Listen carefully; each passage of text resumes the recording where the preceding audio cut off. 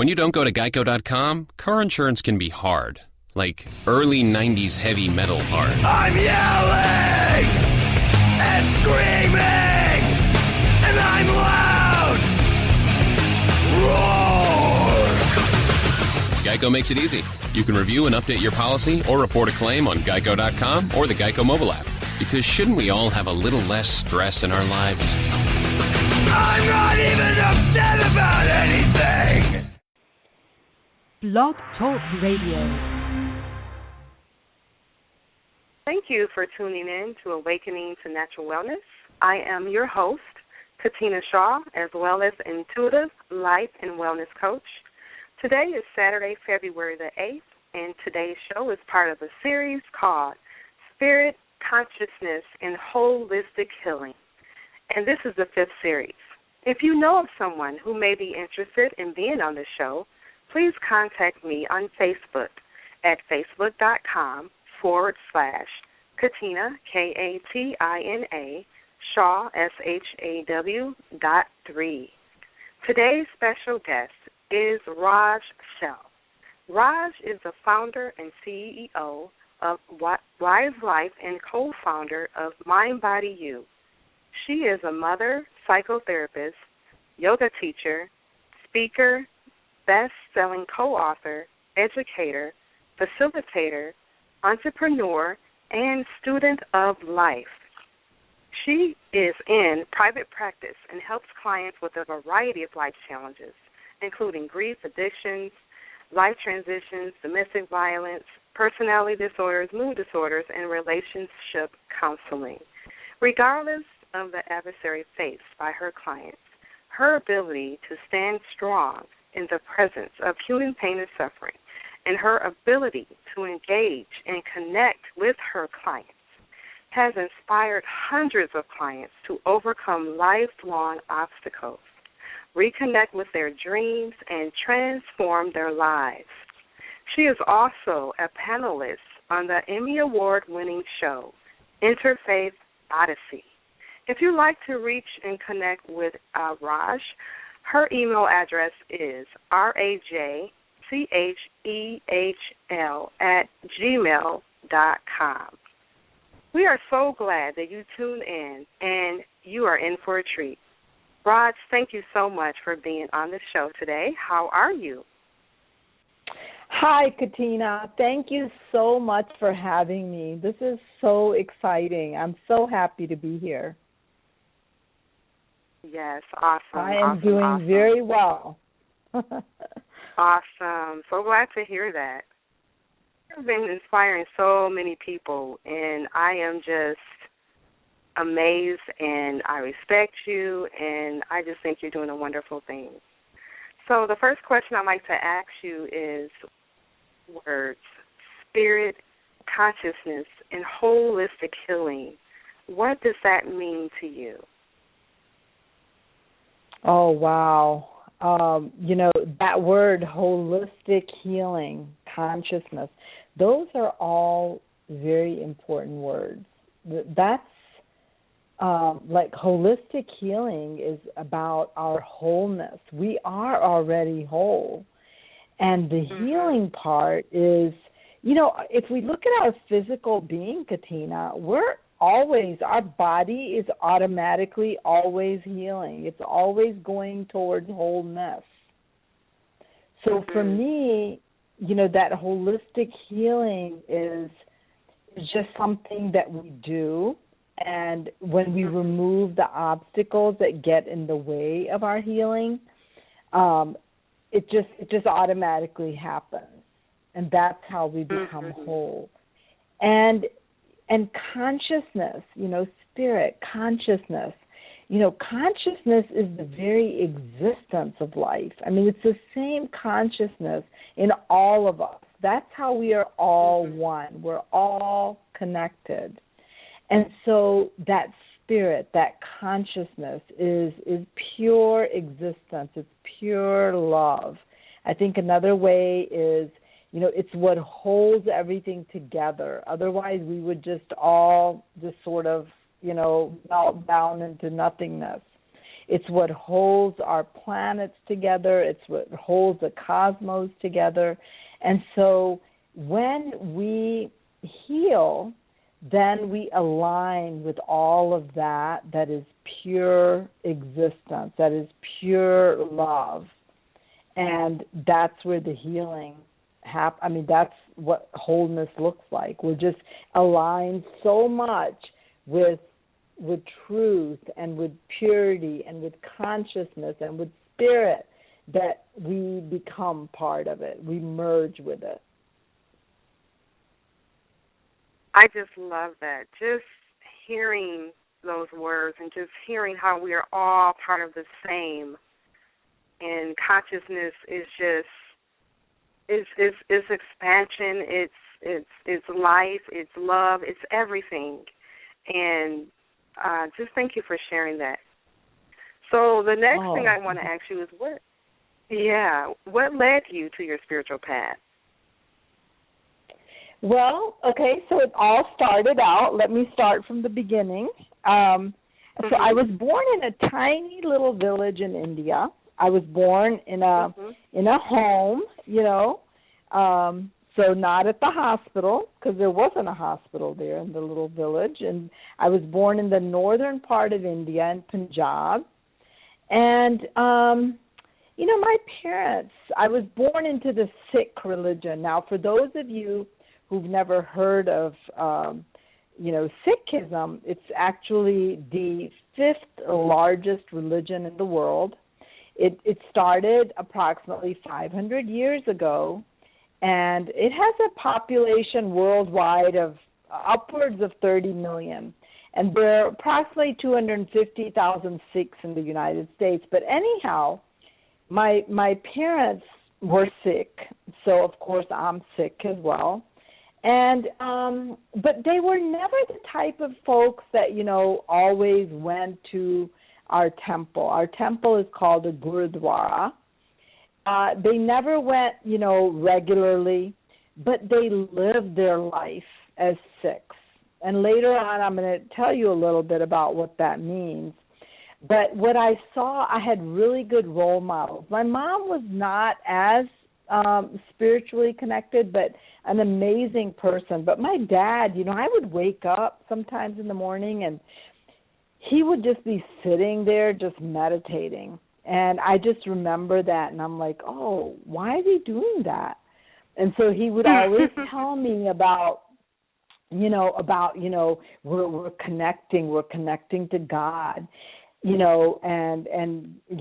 and he would just talk about God. So it was more, when I was young, it was more of like a curiosity. I was just trying to understand. But one thing that was very important was I knew that there is, a bigger force that is there, a more powerful force than who we are. So really, I just always have, had that in my life. I've had good role models, parents, and then I just continued on my journey. So when I was about 7 years old, we moved to the United States. I moved to North Carolina. That's where my dad was. And we were there for a couple of years, and then my dad got a posting with the United Nations. So we moved to Africa. So we traveled a lot within Africa. Yes. And it was a very exciting time for me. And wherever I went, I just loved people. I loved the culture. I would just, at one time, Katina, I could speak 6 languages because I went to an Italian Catholic school. I had to learn Arabic. I had to learn Italian. I had to learn, I knew Punjabi, which is the state of India that I'm from. I knew Hindi. I knew Urdu. I knew English. I could speak all these languages fluently because, I was surrounded by people of different cultures. And I've just always loved the diversity that exists in all of us. So what I learned to appreciate was how we are so similar. We're all so similar. And yet we have our unique, gifts that we share with each other. And that always just fascinated me. So and that had a lot to do with my spirituality, because even to this day, I am all about our connection, and I'm all about appreciating each other's differences. And so my spiritual path has been one of a lot of diversity, a lot of, just cultural appreciation. And then, and then also learning to trust myself, learning to go within and trust my heart. So I was a computer engineer for 22 plus years, working in the automotive industry. And I was doing well, but I knew that I wasn't really living my purpose and my passion. And so that's when I became a psychotherapist in 2002, and I've never looked back, and I'm just really enjoying this whole process. And part of the work that I do is not really work. It's my passion. It's my love. It's my love of people. It's my love of connecting people to themselves, to their own hearts. So it's just an amazing process, Katina. I get so excited every time I talk about it. I know. This is a beautiful journey, and you how it does not feel like work, and that's how we know that we're working in our purpose. Is it doesn't feel like second nature. It's something that you love to do. And that's just fascinating. This is totally fascinating. And you are a healer, and I'm a healer, and it's so nice to connect with other healers. And even though we use different methods, it's just beautiful to connect and to be able to relate and converse about our paths, and that's just beautiful. And that's, kind of what drew me to you, how we connected, and I joined your yoga class, and it was just beautiful. It just felt right. And it was truly a blessing for me to join your yoga class and to do yoga with you and get to know you and connect with you. And it's just a beautiful thing. Such a beautiful thing. Yeah, and I always learn so much from you, Katina. I just love who you are being in the world. I mean, you just have this beautiful, sacredness to you, like when you eat, even when you're just eating a meal. I mean, that what you've shown me is how deep you go with every moment, and the appreciation you have for who we are as human beings and how we heal ourselves, and and you taught me about the oils and, just all that really interesting stuff. Yes, I love the essential oils. Yes, and I do too. That's why it's so easy to share and talk about them. Yeah, absolutely. That's right. And they're part of our spiritual journey too. They have their place, the oils, in our spiritual journey as well. They're mentioned throughout the centuries in the ancient scriptures, and they're there to assist us. Yeah. Yeah. So can you tell us a little bit more about your religion, like what the Sikh religion is, and how do you spell that, by the way? And is there a website that people can go to and learn more about it? Yes, it's spelled S-I-K-H, Sikh. And Sikh means, this is so funny. One time I was at work, and someone asked me about my religion. So I said, I'm Sikh. And I've been that for, ever since I was born. And somebody over the wall heard me say I'm Sikh. And so the rumor got around that Raj is really sick, and she's always been sick. Right. So it's not like S-I-C-K, it's S-I-K-H. And so Sikhism, like I said, it started, about 500 years ago. The founder of Sikhism is Guru Nanak. He was our first guru. We have 10 gurus, 10, you can call them teachers, masters, prophets, And the basic tenet of Sikhism is very, very simple. Okay?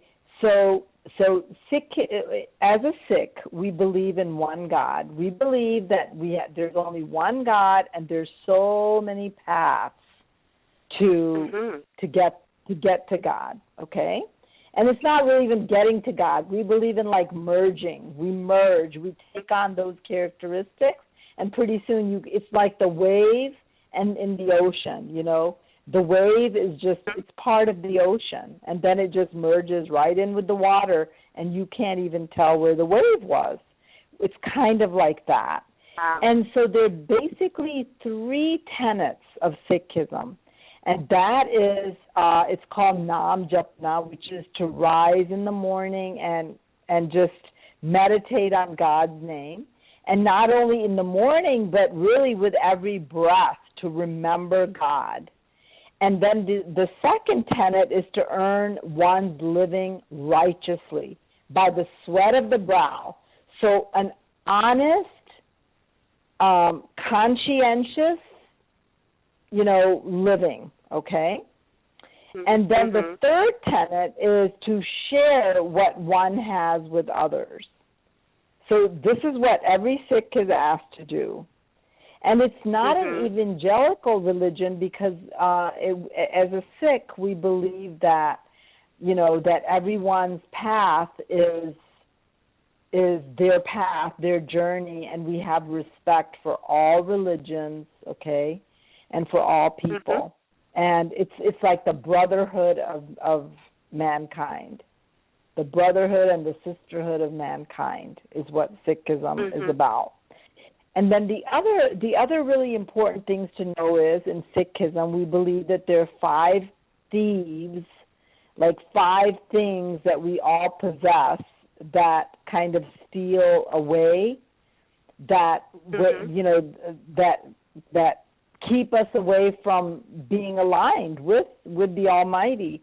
And those 5 things are ego, lust, anger, attachment, and greed. These 5 things are in all of us, and we have to constantly, work to overcome these. We have to defeat these 5 things. And we can do them through 5 virtues that every Sikh is asked to live with. Those are love, humility, contentment, truth, and compassion. So that's basically Sikhism in a nutshell, okay? It's a very simple religion. We don't believe in rituals, in a lot of rituals. We don't believe in, having to jump through hoops, It's about just work, remember God, and share your earnings with others. Keep away from ego, lust, anger, attachment, and greed, and use the love, humility, contentment, truth, and compassion that you have inside of you to do that. That is awesome. So that is beautiful. It's very practical, very simple. In fact, we don't even have clergy in our temples, in the Gurdwara, which is our temple. We do not have any clergy because the gurus believe that, a lot of times when you have clergy, then, ego sets in into some, there's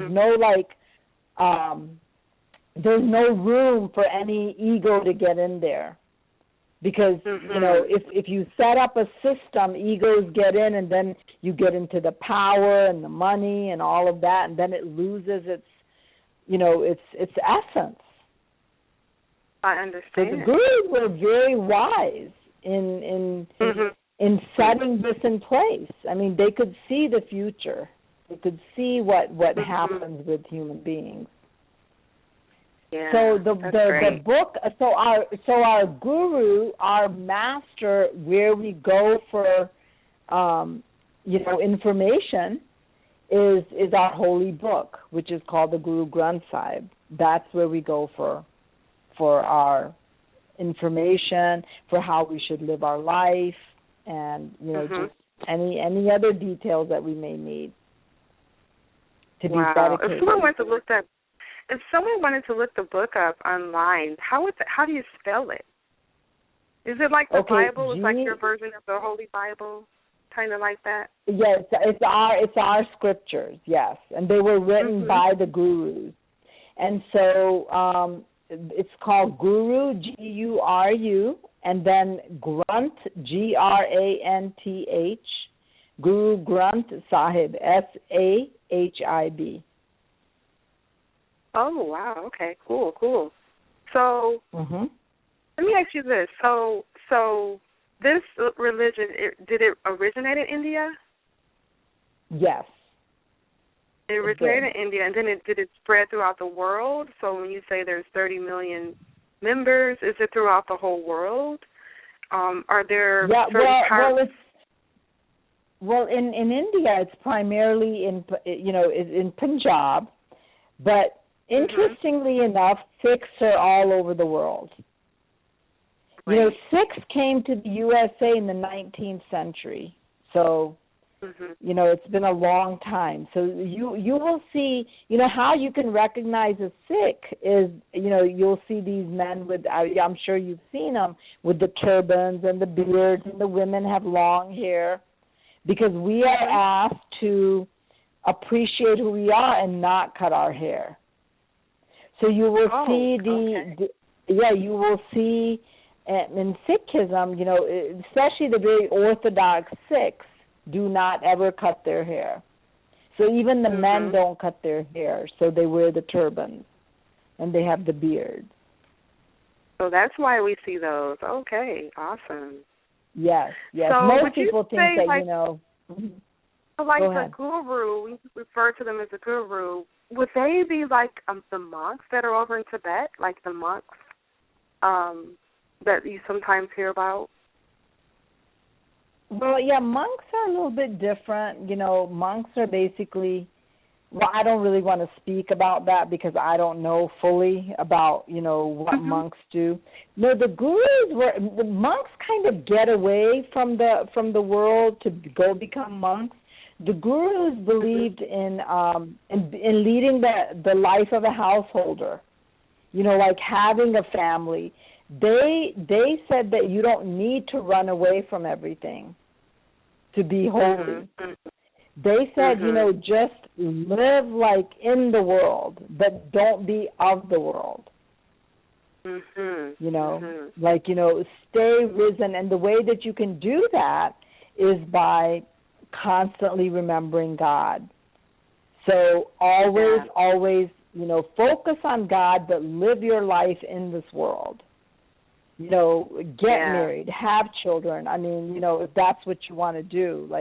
You don't have to feel like you have to run away and go off into the forest forever. And I think that's maybe where the difference is, in what a monk kind of, renunciates all belongings and, and they sort of, do what they need to do. They're sort of, in their own space. But the gurus believe, that you just live your life the way that you would normally in the world, and doing good in the world, sharing your earnings, earn a living, remember God, share everything. Now, and that's what I love about it. It's like so simple. It's so simple. Yeah, it makes practical sense to me. And simple is good. Simple is good. You're actually helping me to become more simple, just from our prior conversations. When we've done our yoga together and when we had sessions, you're helping me to reevaluate my life and to really decide what's really most important. because I think sometimes we have a lot of clutter in our lives and things and objects that we might not necessarily need. And sometimes they can be distractions. And, it's good to be simple. It's good to simplify oneself. And I think it helps us to become more clear in our path and to be more spiritual. Exactly. Yeah, we have to get all those distractions out. Yeah, and just kind of have that balance so that you can have that inner peace. It's so important. Yes. So I know you live, on the outskirts of Detroit. Can you share, if someone wanted to visit your spiritual center, where would it be located? Where is it located? Well, there's a Gurudwara in Canton. There's a Gurudwara in Sterling Heights. There's a Gurudwara in Rochester Hills. If you just go online and just Google, and there's one in Plymouth. The one I go to is in Plymouth. If you just Google Sikh, Google Sikh Temple, Michigan, you'll probably find them all. It'll list all the temples, yeah. Because I believe there's one in Monroe as well. So there's a lot of choices depending on where you live. And the other thing is, everyone is welcome to go and visit. Right. Everyone. Yes. Yeah, and there's always good food there. Oh, good food? Oh, wow. That's awesome. Very good food there. That's part of one of the other really important distinctions of Sikhism is that the gurus taught, that, in all the houses of worship that there would be, food for everyone, no matter what color, no matter what gender, no matter what class you are, everybody eats together. That's awesome. Yeah, I'm glad you covered that because I was going to ask you that next, who can come and be a part. Because sometimes, we may think, it's an Indian religion or we're not that familiar with it or I don't know if I'm welcome. But, it's always good to research and not assume. And I'm just, thank you for sharing that. Thank you for sharing that. Oh. I actually look forward thank you for giving me the opportunity. Yeah, I actually look forward to going to visit your church. Do you guys call it a church or what do you call it? We call it a Gurudwara. It's Guru, so Gurudwara, Dwara, Gurudwara, which means Guru's door. Oh, all right. Yeah, I look forward to visiting with you one day. Definitely going to check it out. Absolutely. I would love that. Just let me know when. Yeah, I will, definitely. So we're at the top of the hour here. Is there anything else you want to share? Well, I just want to say thank you so much, Katina. And as always, it is always so nice to connect with you. I always learn something every time I connect with you. And thank you for inviting me. You're welcome, and thank you. Thank you for being on the show today. Thank you all for tuning in to Awakening to Natural Wellness. This is Spirit Consciousness and Holistic Healing, Part 5. Namaste.